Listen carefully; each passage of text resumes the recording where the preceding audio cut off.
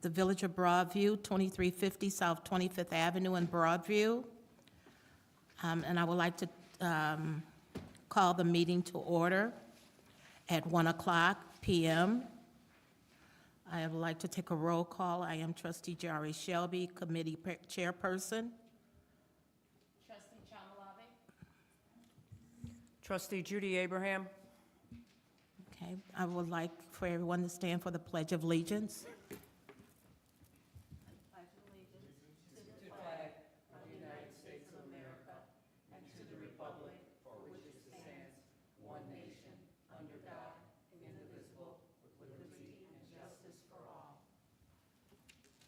Can we take a moment of silence, of reflection?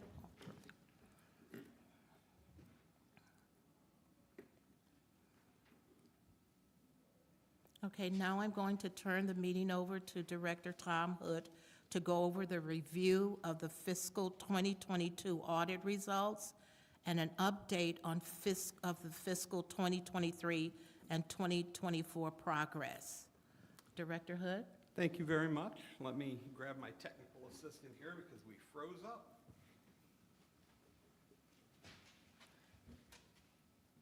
I mean, it's got something else up there now.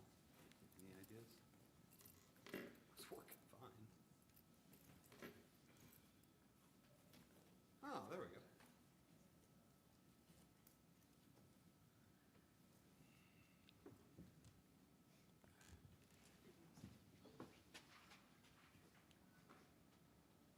Did everyone want to stand? Did you want to go down to watch it up on the screen? You know, guys, what I'm noticing is we got something on the screen that's not here.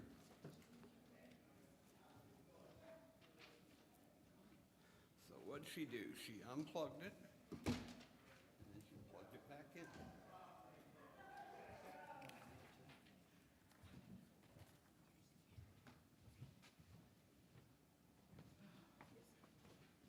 Okay, looks like we might actually have it now.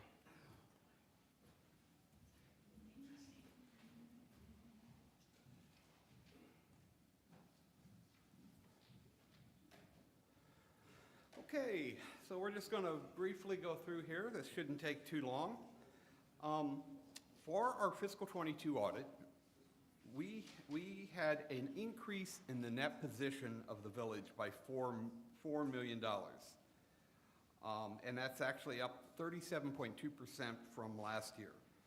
So the village final fiscal year end net position is a negative $6.6 million. And we'll go into more details on that in a minute. During the fiscal year of fiscal 22, we had $30.7 million. We had revenues of $30.7 million, and that exceeded our expenses of $26.7 million, resulting in an increase to the net position of $4 million. Net position of the business type activities increased by $100,000 or 1%, while the net position of our governmental activities increased by $4.1 million or 20.1%. General revenues accounted for $18 million, or 68% of all governmental revenues, and the program-specific revenues in the form of charges for services and fees and grants accounted for $8.3 million, or 32% of total governmental revenues. And I'm noticing that this is not going forward, so let's see what happens if I do this.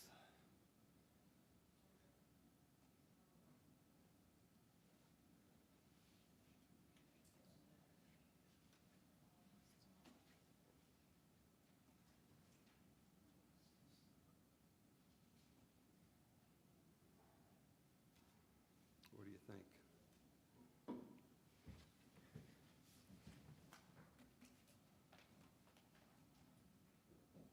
We can change it there, but it doesn't change up there.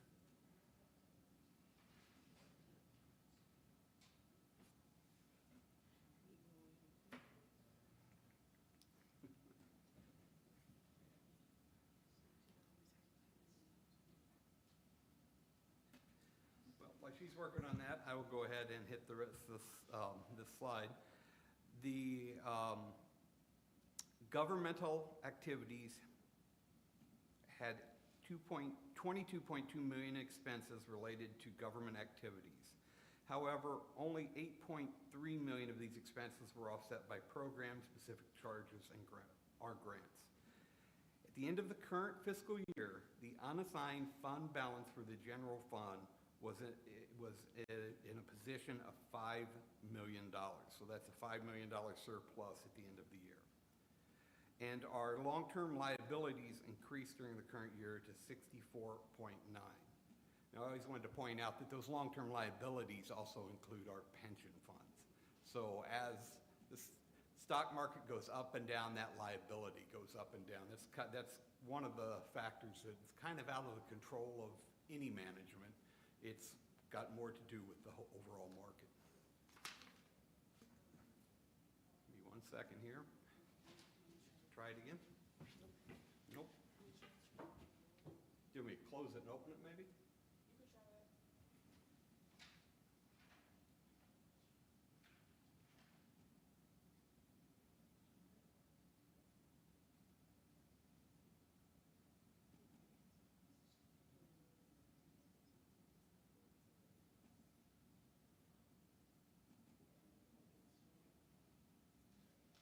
All right. And look at that, I even went to the, oh, now it's excellent. It's going by itself. No, we got it. I got it controlled. All right, so you must not want to go talk about revenues. Okay, so our revenue sources came from primarily property taxes, intergovernmental transfers, other taxes, charges for services, grants, and other contributions. The largest contributor was property taxes, but that only accounts for about 30% of our overall revenues. Without the other revenues, we would not be able to run the village. So the other revenues include sales tax. That is a big one in the other taxes section. Intergovernmental are transfers from the state, such as income tax, different taxes that the state is collecting that we get a prorated share of. And we also charge for our garbage and our water services. And plus the building departments, a lot of the fee revenue from permits fall into that category. The next slide is, what do we do with all that money? Well, that runs our expenses. 73% of our expenses are related directly to public safety. And you can really think of that as police, fire, and public works. Police and fire really are public safety because public works is in the highways and street area. So when you look at those three departments, they're taking about 85% of the total expenses for the village. General government has about 10%. That is where we have the most control, is that small piece of the slide, the 10%. A lot of the rest of the budget is set through requirements for each of the departments to meet, state mandates, and collective bargaining agreements with the employees. Okay, moving on from there.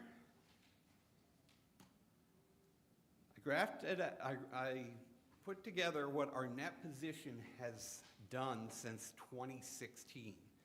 And you can see that there was a downturn, and the thing to remember about net position is it includes the pension funds. And when the stock market crashes, it crashes. As you can see that there was during COVID, there was a decrease just prior to COVID, but we have turned that around and we're on the upswing.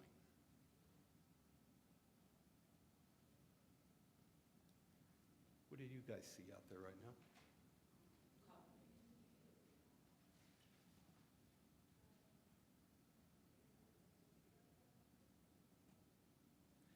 This computer has a mind of its own today, apparently. It's going anywhere it wants to go. Okay. Here is breaking out just the village's general fund, which is the main operating fund for the village. And as you can see there, again, over the last few years, we have steadily increased. We're ending the year slightly with slightly more than a $5 million surplus. Now, because of things that have happened over the last few years, we are behind on the audits.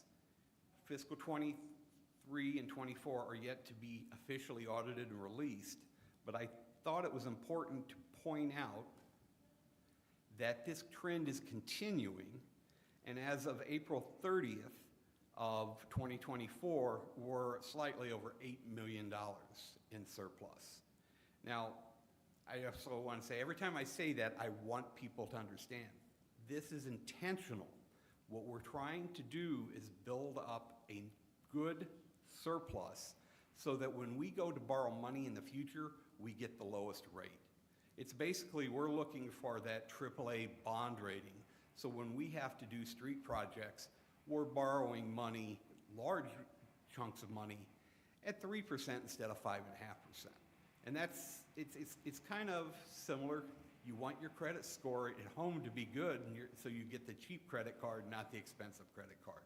And we're trying to get in the financial shape so that we have a great bond rating, which allows us to save tons of money over time by borrowing at a lower rate. Okay, so the general fund is the fund that everyone is paying, that pays attention to. It's the fund that we have the most control out of. Some of the expenses in this general fund, though, are transfers to our other funds, and I just want to hit them briefly. Oops.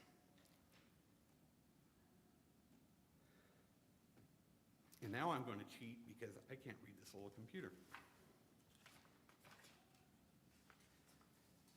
At the end of this fiscal year, all of our funds, with the exception of the CDBG fund, are showing positive fund balances. And the reason the CDBG fund is not is this is a year when we did not have a grant or a project, and we have to spend money to apply for the grant. So we have to have work done by the engineers to design the project for the application. And then when we get that, it all works out in the next year.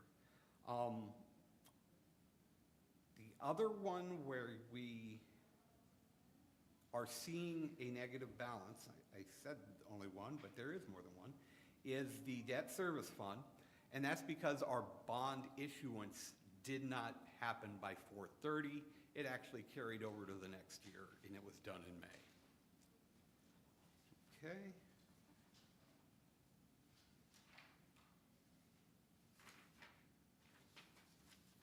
The next thing that I wanted to touch base on, and that's because this gets put out to the public and people will grab this and say all kinds of stuff about it, and I just wanted to point it out. This is our budget to actuals on the accrual basis. Now, what's important to remember is we budget on a cash basis and we track on a cash basis. For reporting, we have to report on accrual basis. So there is a little difference in timing. There may be expenses recorded on the accrual basis that we don't pay to the next year. So we're not including them on the cash basis when we're doing our own budget comparables. But for fiscal 22, we had estimated $6.3 million in revenues, and we ended up getting 19.6, or 3.29.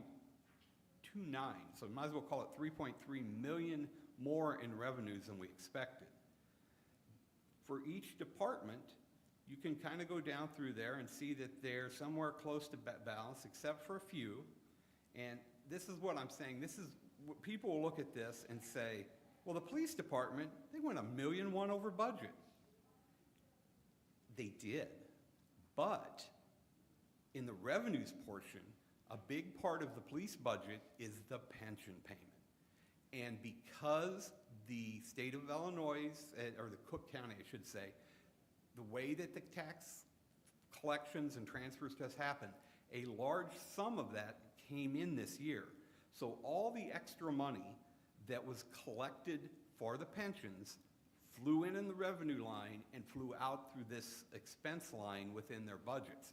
So they did not go out and spend an extra 1.1 million.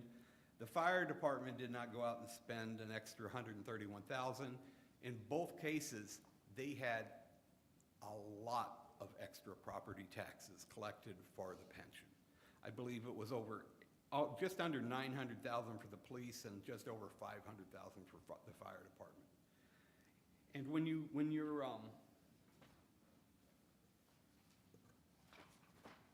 looking at some of the other line items, there are explanations for all of them, which I had printed out, but I don't have it with me now.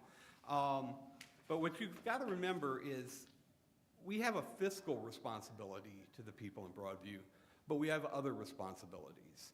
And if there is a storm that knocks down a ton of trees, we're going to come clean up the mess, and that's going to cost us money. If the ambulance breaks, we might not be able to afford to buy a new ambulance, but we might have to spend money that's not in the budget to get that ambulance up and running so we can provide the services for the village. When you look at it overall, we had a surplus for the year of $2,074,937 because we had more revenues and the expenses didn't increase at the rate at which the revenues did. Are there any questions? Yes, so the surplus of 2 million, does that compensate the negatives for the fire and police? That's out, yes. Yes, the fire and police are included in that 2 million. Okay. Yeah. And that's really, it's when you think of it, I'm trying to think of an example in your regular life. The only thing you can do with the pension portion of the property taxes is pay it towards the pension. So if we say we're going to get $1, there's $1 going to the pension. In this case, we said we were going to get $1 and they gave us $7. So all $7 went to the pension. So it's they offset. What's in that total revenue line is much higher. What's in the expense line is higher, and they offset each other. And there's different things. I just go off the stuff that I can remember because they're easy and small. Like the boards and commissions was slightly over budget, but that's all because we exhausted our candidates for our open position, so we had to run multiple tests to get new lists, hiring lists during that year. The village clerk, there was a lot of legal expense, and there's some of these departments that we can try to guess what the legal expense is going to be, but we don't know who's going to FOIA what or who's going to do, especially this year, all kinds of stuff is happening that requires us to spend money on legal. Do we want to? No, but it's kind of required, and it's just part of being a municipality. I'm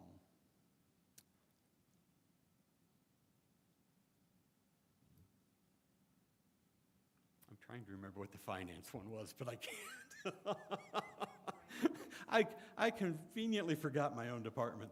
But it wasn't one thing. It was a bunch of smaller things. Oh, I remember the big part of it is there was extra audits required because of some of the grants we're getting. So we are now doing multiple audits within a year.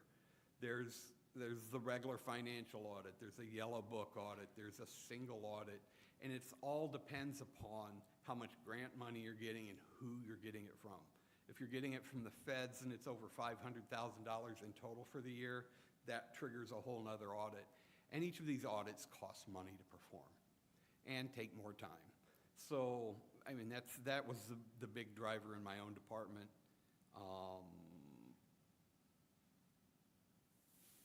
And that's, if anyone has any questions, I can look at it. I had it all written down on a piece of paper, but I think I left it on my desk. But I'm going to channel Woody Morris. It's all okay. It's all good. It's good in fiscal 22, and 23 and 24 are just as good or better, and 25, it's looking so far, knock on wood, we're doing good in 25 too.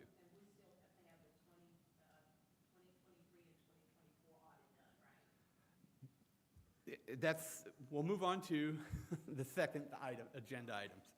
So the 2023 audit was supposed to start this month.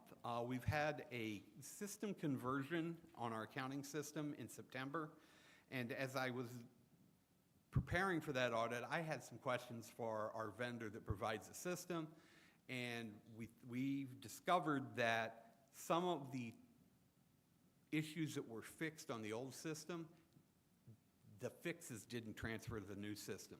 So for the last week, they have been going through to get everything, 21, 22, 23, and 24, all that data was moved to the new system. So they have the old system and the new system, and they're making sure that it reconciles between the systems. And basically, I thought about this when I was doing 23. I said, when we get to the 25 audit, they're going to want to see a reconciliation. And I started to try to do it myself, and I ran into problems, so I got the vendor involved, and they might have it done today.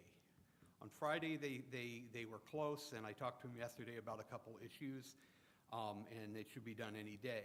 Once that's done, I can go and do what I need to do and have the auditors in here at the first of the month. And as soon as that one's over, 24. And as we get to further along here, I think this is going to get better because things that we found in 21, 22, we're correcting them as we're going forward, so they won't be problems. But 23 is the last big year that we need to get through, and it's also the year of the IEPA loan, which means there's about $5 million in water main work. So there's going to be lots of questions, but I think I've got it all in one binder. We'll see how that goes. Any further questions? Well, thank you all for coming out. I appreciate it.